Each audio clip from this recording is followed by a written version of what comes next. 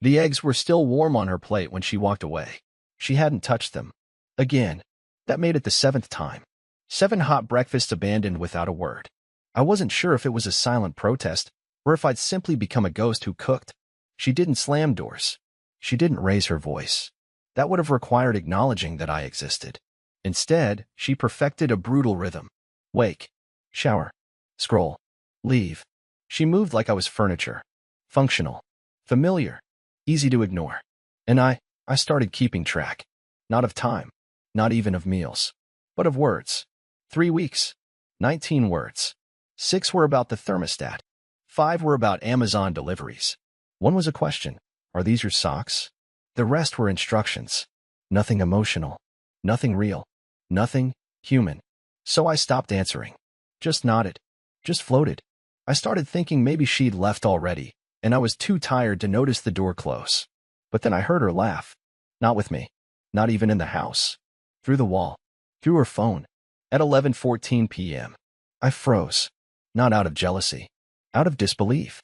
Because the last time she laughed near me, I was holding a ring. That night, I stood in the hallway and stared at our wedding photo. She'd moved it. Down. Slightly to the left. Barely noticeable unless you're the kind of man who memorizes the angle of everything she once loved. And suddenly I realized something was wrong. Not just between us. Inside me. So I made a list. Not on paper. Just in my head. But I etched it like it mattered. Stop speaking first. Stop asking if she's okay. Stop believing this is normal. Stop waiting for someone who's already gone. The next morning, she walked past me like wind passing a tree. And I thought, even storms leave more impact. I packed a bag, drank cold coffee, and left the front door open just long enough for her to hear the click. No goodbye. No note. No final plea. Because this time, the silence was mine. The wind felt louder than usual as I walked away from the house, like even the trees had opinions about my exit. I didn't go far. Just the old hardware store parking lot. I sat there with the engine off, watching my breath fog up the windshield, half hoping she'd call, half dreading that she actually would. But the phone stayed silent, just like she had. My notifications were dry, no missed calls, no, where are you? Not even a passive-aggressive, did you take the trash out? That silence was no accident. It was a pattern. I started seeing it clearly for the first time, like my own life had been underexposed all along and someone just turned up the contrast. She didn't text because she wasn't confused. She didn't wonder where I was because she knew this day was coming. I think, deep down, she was relieved I saved her the trouble of saying it first. I drove for hours with no plan. At one point, I pulled into a gas station not because I needed fuel, but because I couldn't remember what direction I'd been heading. I bought a bottle of water, some peanuts, and a scratch-off lottery ticket. Lost, obviously. Figures. The woman at the counter gave me a look I couldn't quite place. Maybe it was pity. Maybe it was curiosity, but she didn't say anything. People rarely do when you're unraveling quietly. By noon, I ended up at this little lakeside park we used to visit before things got weird. Back when she'd grab my hand for no reason and steal my hoodie when it got cold. I sat at one of the old picnic tables and watched the water, trying to remember the last time I felt chosen. Not tolerated. Not defaulted to. Chosen. I replayed conversations in my head, ones we never actually had, just versions I'd imagined if she were still the person I married. I tried to picture her looking me in the eye again. I couldn't. That version of her didn't exist anymore. Maybe she never did. And then, as I scrolled through my photo gallery, trying to find proof that she once smiled because of me, I found a video I didn't remember taking. It was short. Just 13 seconds. She was laughing. We were in the car, some road trip to nowhere. Her sunglasses were crooked, and she had her feet up on the dash. She turned to me and said, "God, I love us like this." Then she laughed again. It felt like watching someone else's wife. Because I hadn't seen that expression in almost a year. Maybe longer. That night, I didn't go back. I booked a cheap room at a roadside in 3 towns over. The place smelled like dust and forgotten dreams, but it was quiet. And the sheets were clean enough. I lay on the mattress, fully dressed, staring at the water-stained ceiling. And that's when it hit me. This wasn't temporary. This wasn't a pause. It was the end. Not with a bang, but with 1,000 missed moments stacked on top of each other like bricks until the wall was too high to see over. I thought about messaging her. Something small. Neutral. Like, made it safe. But my thumbs hovered and froze. Because I knew the response would come, if at all, in the form of a gray bubble that didn't care. So I turned off my phone. And in that silence, for the first time in weeks, I didn't feel ignored. I felt free. By the second night, I stopped checking my phone completely. I silenced it, then flipped it face down on the nightstand. And yet, part of me still listened for that buzz, that faint vibration that might have meant she noticed I was gone, that she cared, that I mattered. But silence was all I got. Again, it should have crushed me, but oddly enough, it only made everything sharper. I wasn't spiraling anymore. I was dissecting. I started replaying the months before the silence began. Every strange look, every avoided conversation, every time she got dressed and said she had a thing for work, but didn't explain what. One night, weeks ago, she came home late. I asked how the meeting went. She blinked. What meeting? There it was. That flicker. A glitch in the story. Back then, I'd let it go. Now, I didn't. I drove back to the house the next morning. Not to see her. Not even to talk. Just to gather the rest of my things while she was at work, or wherever she went when she wore lipstick and smelled like citrus and guilt. The house was exactly as I'd left it. Empty. Still. Too clean, too cold. Like someone had scrubbed it of memory. I moved quickly, grabbed some boxes, some clothes, my books, an old jacket I hadn't worn since we were happy. And then I opened the drawer in her side of the nightstand. I wasn't snooping. I wasn't angry. I just needed to know. I was looking for closure. For a reason. For a sign that I hadn't imagined the distance. Instead, I found a notebook. Spiral-bound. Small. Yellow cover. Innocent enough until I opened it. Inside were lists. Not dramatic journal entries. Not angry rants. Just cold lists. Bullet points. Tasks. Plans. One page read. Mason, dinner Thursday. Nails appointment Friday. Book spa weekend. Groceries. Return Vernon's charger. I stared at that last line like it was carved into my chest. Return Vernon's charger. Not my husband's. Not even just my name. But as if I were some guy she once borrowed a cable from. A formality. A footnote. The only mention of me in pages of planning, wedged between errands and someone else's name I didn't recognize. Mason. The same name I'd heard once in passing. A name that made her smile while texting on the patio. There was another list. This one was in a different tone. No dates. Just titles. Things I want. Things I'm settling for. Things I need to let go. And under let go, there were two words. Routine. Vernon. My throat closed. Not in anger, in grief. Like someone had died and I hadn't noticed until the eulogy. I sat on the bed for a long time, notebook still in hand. I didn't cry. I didn't rage. I just stared at the name I had worn for 36 years as if it no longer fit me. She didn't need to say anything out loud. She already had, in ink. The notebook went back into the drawer. I stood up, took the charger she didn't want anymore, and walked downstairs like a man vacating someone else's life. But just as I was about to leave, something strange happened. I noticed her tablet was left on the kitchen counter, unlocked, still glowing. An open calendar app stared back at me. There were multiple upcoming events scheduled. Only one caught my eye. Saturday, meet Mason at Cedar Hill Cabin. Final talk. Final talk. The words looped in my head like a riddle. Final talk about what? Us? Him? Something else entirely? I took a photo of the screen with my phone, then left, slowly, carefully, without touching anything else. That night, I didn't go back to the motel. I booked a different room across town. Somewhere with no memories attached. Somewhere I could think. Because if she was planning a final talk, then I needed to decide whether I'd be part of it, or whether I'd finally let the silence say everything for me. Saturday came fast. It felt like the universe skipped Friday on purpose, as if it knew the cabin meeting was the next major plot point in a story I didn't realize I was still starring in. I hadn't decided whether I was going there to confront, to observe, or to disappear entirely afterward. But I knew I couldn't ignore it. I didn't tell anyone what I was doing. I didn't even leave a light on in the motel room.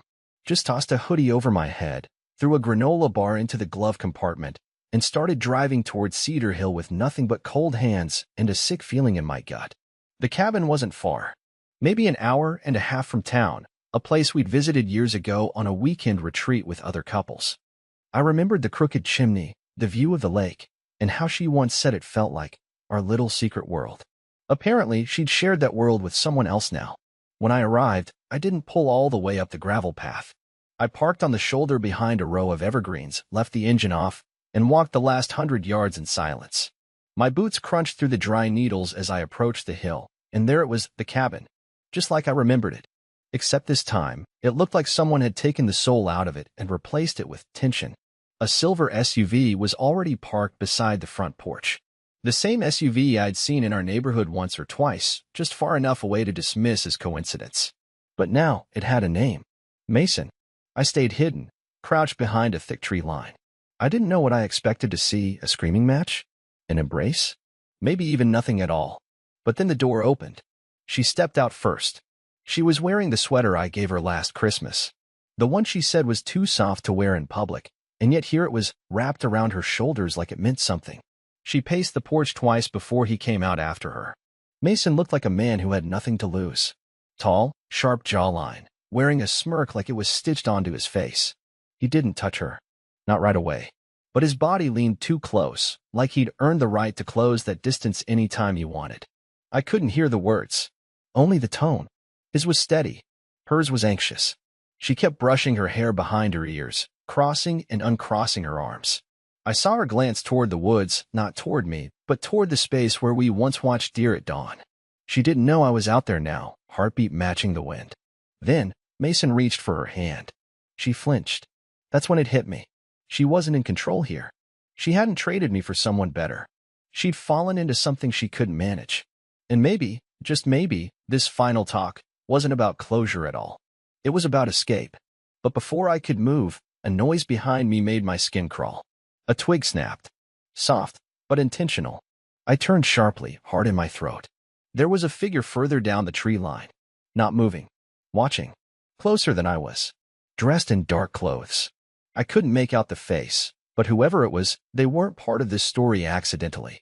I ducked lower and reached for my phone to take a photo. But before I could open the camera, the figure turned and slipped silently into the woods. Like smoke. I looked back toward the cabin. She and Mason had gone inside.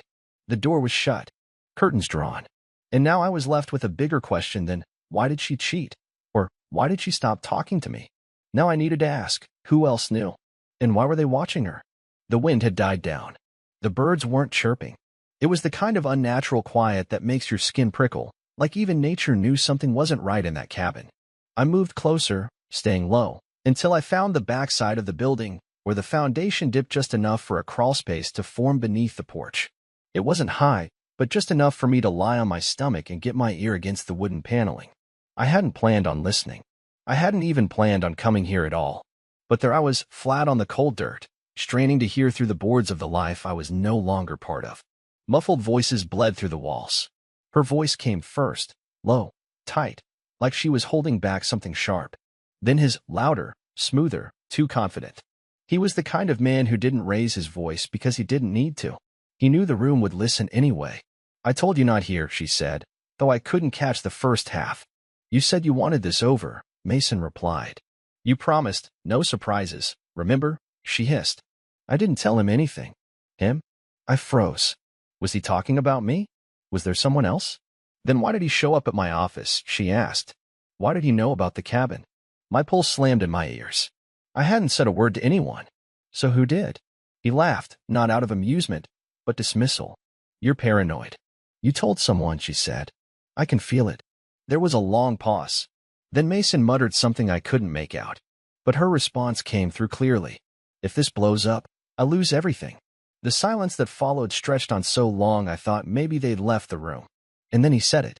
I told you from the start, if he finds out what we did in that house, it's not just your marriage that's over. That sentence made me jolt. What they did in the house. Our house? My mind went wild. Images, possibilities, none of them good. I thought I'd already come to terms with her betrayal, but hearing it spoken out loud, as something real, something shared, it reopened a wound that hadn't even started healing. And then came a sound I didn't expect. Her crying.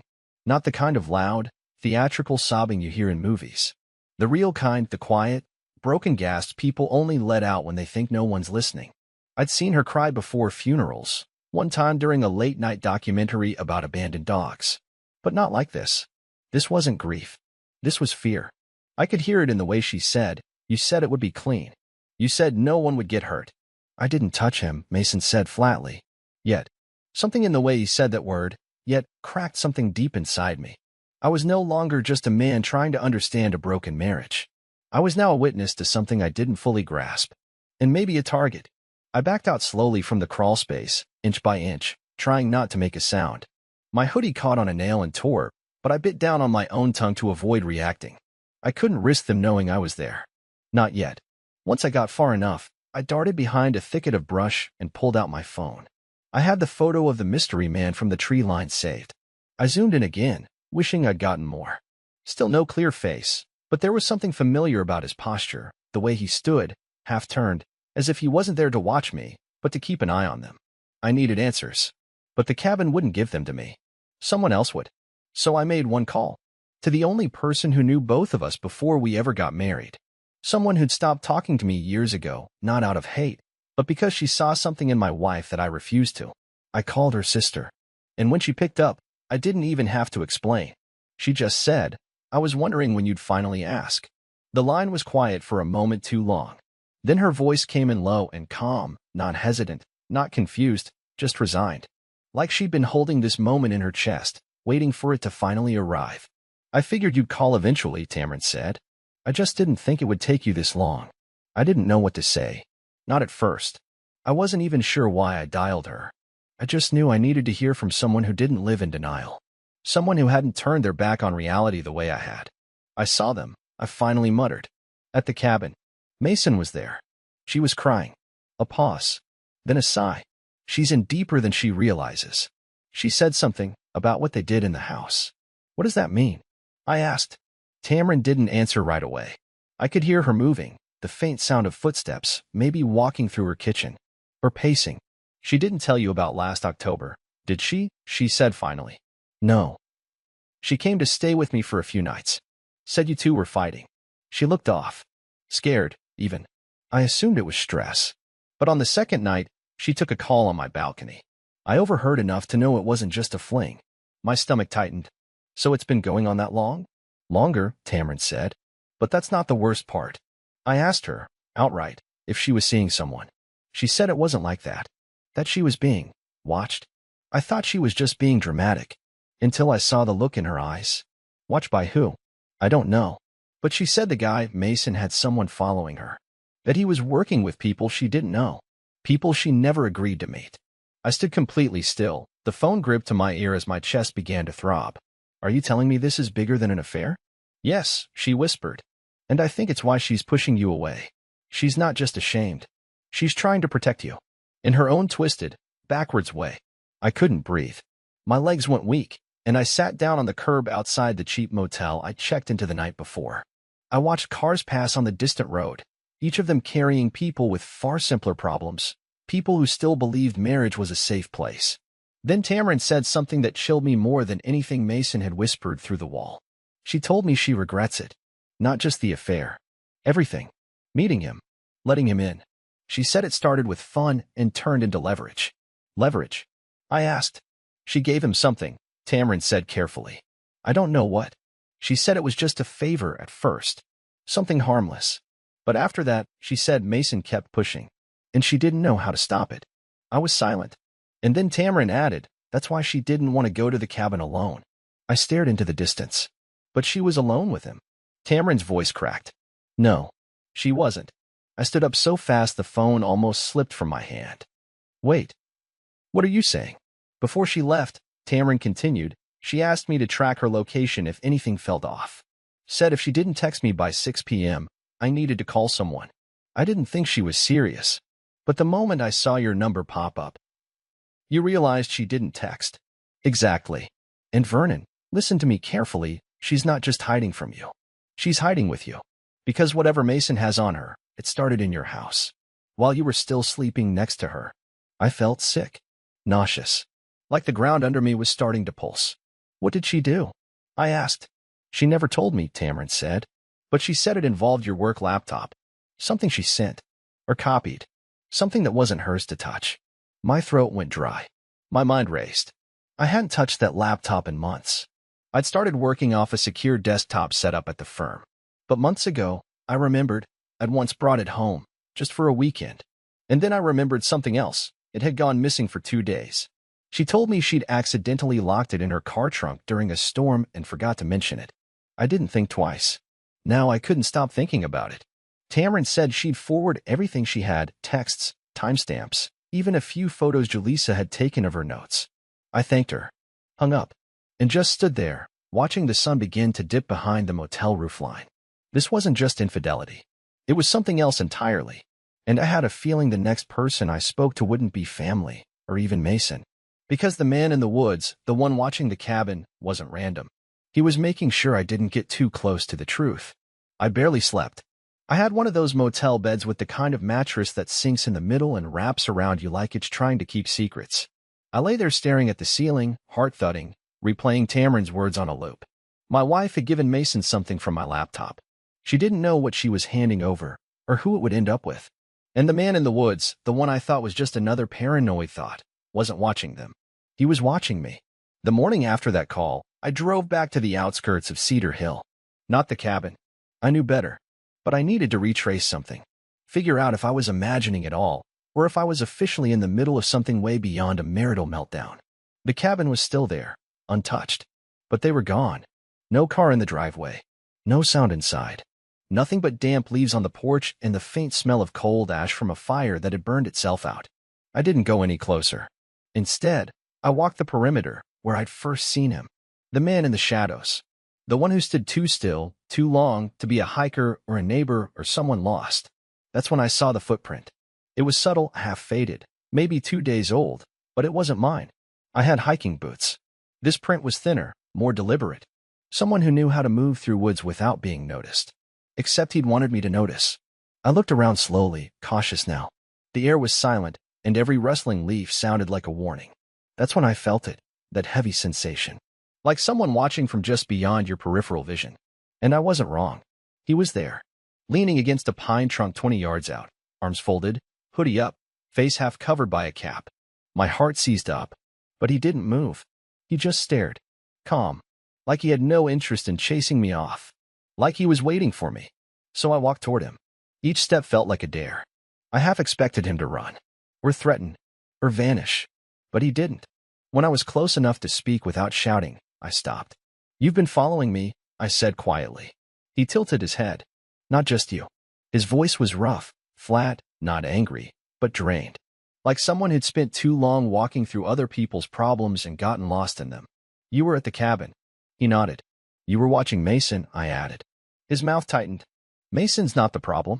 He's the bait." I felt a chill spread through my chest. Bait for what? He glanced past me, scanning the woods, before finally locking eyes with me. "For people like you. The ones who don't know what they've been caught in." That's when I noticed the badge clipped to his belt, partially hidden, dull and worn, but unmistakable. Private investigator. He wasn't just some guy in the trees. He was tracking something. "Wire?" I asked. "Why my wife?" He stepped forward once. Not threatening, just close enough to lower his voice. "She didn't just send something from your laptop. She accessed a company directory, government adjacent. Low clearance, but enough to flag a sweep." I blinked. "She wouldn't know how to..." "She didn't," he interrupted. "Mason coached her, gave her instructions, told her it was about money, some debt he had. She thought she was helping him steal from a corporation." I swallowed hard. What was actually taken? His gaze hardened. "Names. And location logs." My breath caught. "Government employees?" I asked. "Subcontractors," he said. "Nothing top secret, but enough to ping a defense intel audit. And now you're on the list. Because it came from your device." Everything inside me collapsed inward. This wasn't about betrayal anymore. This was about liability. Exposure. My name, my credentials, my firm, all tied to something I hadn't even touched. He reached into his coat and pulled out a folded document, thin, creased. He handed it to me. A printed email chain.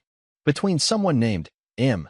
Devereux and a personal Gmail account that included my wife's full name in the subject line. It wasn't just flotation. It was instructions. And she followed them. "Why are you showing me this?" I asked. He stared at me like I was the last person to realize something obvious. "Because she's in danger. And if you go back to her without knowing the rest of this, you will be too." I opened my mouth to speak, but he raised a hand. "There's a safe house downtown. Hotel Branton. Room 412.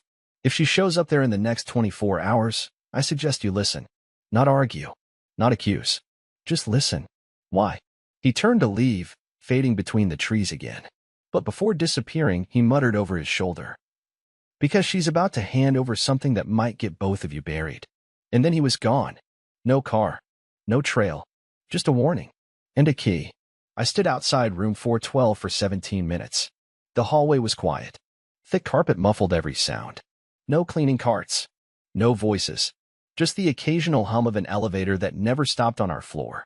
My palms were sweaty, but not from fear. I wasn't scared of her anymore. Not of what she'd done. Not of what she'd say. I was scared of what I might feel if I looked her in the eyes and saw a stranger instead of the woman I once loved. I knocked once. No answer. I was about to walk away, maybe for good, when the door opened just a crack, then wider. She was standing there in a dark hoodie, makeup smudged, hair pulled back loosely. Her eyes were red, but not fresh from crying, like she hadn't slept properly in days. She stepped back silently, letting me in without a word. The room was plain, neat, empty except for a laptop on the desk and a duffel bag on the floor. She sat on the edge of the bed, hands folded tightly, and stared down at the carpet. I didn't know you'd actually come, she whispered. I almost didn't, I said honestly. But then I realized I needed to hear your version. Not just what the silence told me. She nodded, still quiet. Then, slowly, she began. She told me everything. How Mason had appeared over a year ago, not in a romantic sense at first. He was someone from a consulting firm that partnered with a side project at my old company. He was charming, attentive, made her feel seen when I was working too late and sleeping too light. But it didn't start physical. Not right away. He asked her for small things, meeting notes, vendor lists. Then he shifted, became manipulative, asked for login credentials just to cross-reference a project. When she hesitated, he changed tactics, flattery turned into pressure. Then came the night she used my laptop while I was in the shower. The login was still active. He told her what to search, what to screenshot, what to send. She thought it was harmless.